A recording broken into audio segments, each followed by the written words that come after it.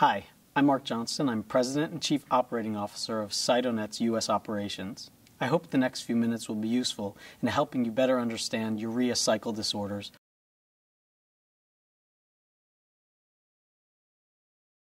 Cytonet is an international biotechnology company with operations in the United States and Germany.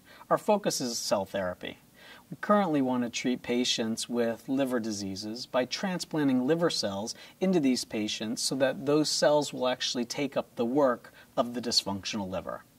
So Cytonet's a pioneer in the field of regenerative medicine. We've been developing novel therapies for the last 11 years to try to treat various disorders of the liver.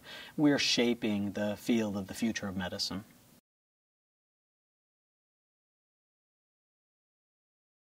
As a pioneer in the field of regenerative medicine, we continue to develop novel approaches to treating diseases.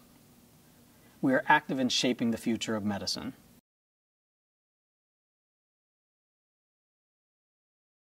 The fact that we're actually treating patients, in my previous corporate experience, I was really never involved in actually treating patients. We were more at the basic science level developing a hopeful approach to treat patients, but now we're actually treating patients, and it's been very exciting and heartwarming for me personally.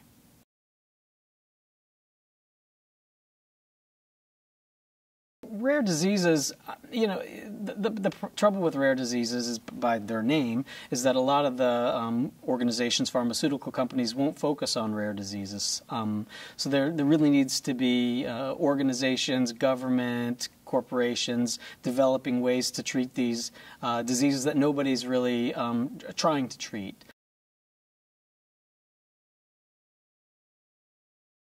There are really sort of two categories of urea cycle defect. There's the neonatal onset, or the full genetic defect of urea cycle defect, and then there's the partial defect. So those patients with the partial defect, I mean, it's tough going for them, but they do have therapeutic options. Number one, they can lower the amount of protein, so it's a diet-based approach to therapy. Number two, there are scavenger drugs that currently exist on the market that will help to eliminate a lot of the excess ammonia. And I think the big difference between neonatal onset, or the full genetic defect, versus the partial defect is if you have a partial defect, the amount of ammonia that could potentially grow, or the amount of ammonia that can't be broken down in the body, is smaller than in the full genetic defect. And the real problem is, how do you treat the full genetic defect? And really the only cure right now for these patients is a liver transplant. And giving a liver transplant to a 1-month-old or a 2-month-old it's challenging. And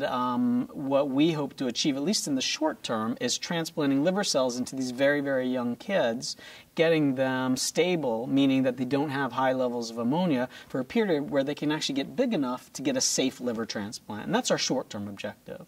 I mean, our long-term objective is actually to obviate the need for a liver transplant, where we could potentially have a patient get a liver cell transfer, come in 2 or 3 years later, get a booster shot, for lack of a better word, a booster shot of cells, and then every few years come in and get liver cells.